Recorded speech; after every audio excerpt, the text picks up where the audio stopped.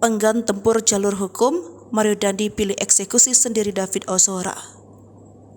Jaksa penuntut umum mengungkapkan bahwa Mario Dandi menyampaikan niat untuk menganiaya David Ozora saat berada dalam perjalanan bersama Shane Lucas dan AGH. Niatan itu disampaikan AGH mengklaim telah dilecehkan. Klaim itu disampaikan AGH kepada Shane Lucas yang juga berada di dalam mobil yang dikemudikan Mario Dandi. Alih-alih melaporkan ke polisi, Mario Dandi lebih memilih untuk mengeksekusi David Ozora dengan tangannya sendiri.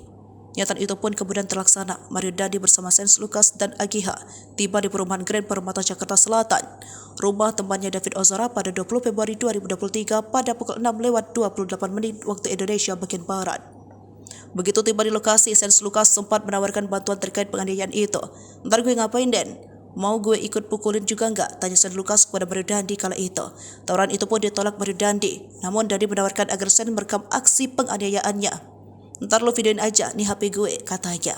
Akibat perbuatan ini, Mario Dandi dijerat dengan dakwaan ke-1 pasal 355 ayat 1 KUHP, junto pasal 55 ayat ke-1 KUHP, subsidiar pasal 353 ayat 2 KUHP, junto pasal 55 ayat ke-1 KUHP.